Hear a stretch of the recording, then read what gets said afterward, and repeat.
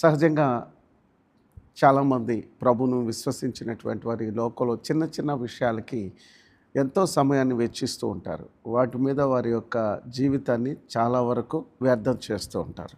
కానీ యేసు ప్రభువారు చెప్పాడు కదా, ఒకడు ఈ లోకమంతయు సంపాదించుకొని తన ఆత్మను పోగొట్టుకుంటే తనకేమి ప్రయోజనము అని చెప్పాడు. మనం చూసినట్లయితే చాలామంది ఈ రోజుల్లో కూడాను ఈ లోక సంబంధమైనటువంటి విషయాల కోసం తమ యొక్క సమయాన్ని, తమ యొక్క బలాన్ని, తమ యొక్క తలాంతులను వాటి కొరకు మాత్రమే ఖర్చు పెడుతూ, మరి దేవుని యొక్క రాజ్యము కొరకు లేదా వారి యొక్క ఆత్మ యొక్క నిత్య రాజ్యంలో నిత్యత్వంలో వారు జీవించవలసినటువంటి ఆ జీవితం కొరకు ఎలాగ వారి లోకంలో జీవించాలనే విషయాల్లో ట్యూన్ చేసుకోవటంలో చాలామంది ఫెయిల్ అవుతున్నట్లుగా మనం చూస్తూ ఉన్నాం. మనం చూసినట్లయితే మన ముందున్నటువంటి వారు కానీ, లేకపోతే చరిత్రలో అనేక మంది వారు ప్రభువును విశ్వసించినటువంటి వారు వారి యొక్క ప్రాణాలను, అంటే హతసాక్షులుగా అయినా సరే ఈ లోకంలో చనిపోయి వారి యొక్క ఆత్మను వారు యేసుక్రీస్తులో వారు దాన్ని కాపాడుకున్నారు. వారు నిత్య రాజ్యంలో ప్రవేశించారు.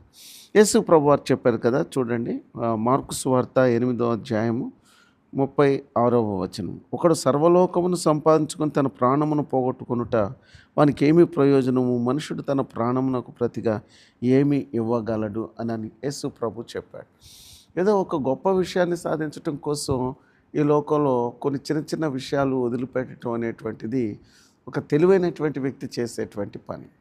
ఈ లోకంలో అన్నిటికంటే విలువైనదేదో ఒక వ్యక్తి తెలుసుకోవటంలోనే తన జీవితంలో ఒక గొప్ప విషయాన్ని తను కనుగొన్నట్లు.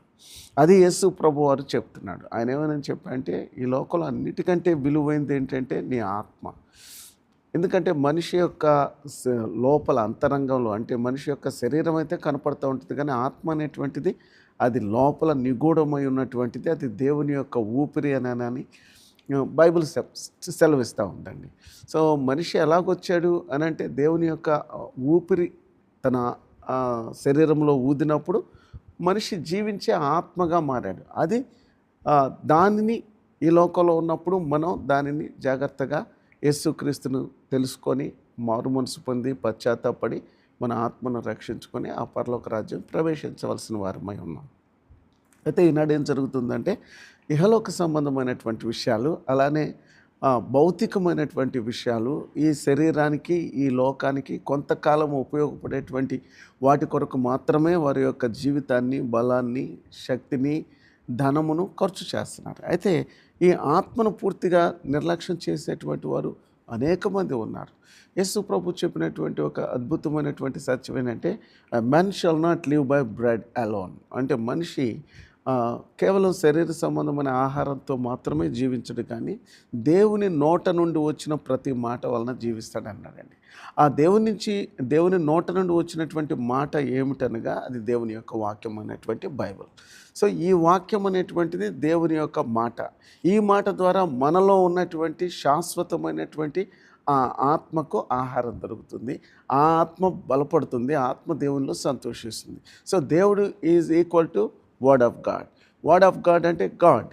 ఆ గాడ్ మనలోకి, దేవుని వాక్యం మనలోకి వచ్చినప్పుడు మన ఆత్మ కూడాను బ్రతుకుతుంది, బలపడుతుంది. నిత్య రాజ్యంలో, నిత్యత్వంలో మనం ఆయనతో ఉంటాం. కాబట్టి యేసు ప్రభు చెప్పినటువంటి సత్యాన్ని మనం గ్రహిద్దాం. ఒకడు ఈ సర్వలోకమును ఈ లోకంలో చాలామంది ఎన్నో విషయాలు సంపాదించుకుంటూ ఉంటారు, కానీ వారి విలువైనటువంటి జీవితాన్ని, లేకపోతే విలువలను పోగొట్టుకుంటూ ఉంటారు. చివరికి వాళ్ళ ఆత్మనే పోగొట్టుకొని నిత్య నరకానికి వెళ్ళేటువంటి ప్రమాదం చాలా ఎక్కువగా ఉంది. కాబట్టి యేసు ప్రభు శిలువ మీద ప్రాణం ఇచ్చి ప్రతి ఒక్కరిని కూడాను నా యొద్దకు రండి, మీ పాపాల నుంచి విడిపిస్తాను, మిమ్మల్ని రక్షిస్తాను, నాతో పాటు యుగయుగాలు జీవించే ఆ జీవితాన్ని మీకు ఇస్తానని ఆయన వాగ్దానం చేశారు. కాబట్టి ఈ కార్యక్రమం ద్వారా మీరు ఆ విధంగా మీ జీవితాన్ని యేసుక్రీస్తుకి సమర్పించి, మరి అశాశ్వతమైన వాటి కొరకు ఈ లోకంలో మీ జీవితాన్ని వెచ్చించక, మరి శాశ్వతమైనటువంటి ఈ ఆత్మరక్షణను మీరు సంపాదించుకోనండి. అది అన్నిటికంటే విలువైనదిగా ఉంటుంది. మీ జీవితం ఆనందంగా ఉంటుంది.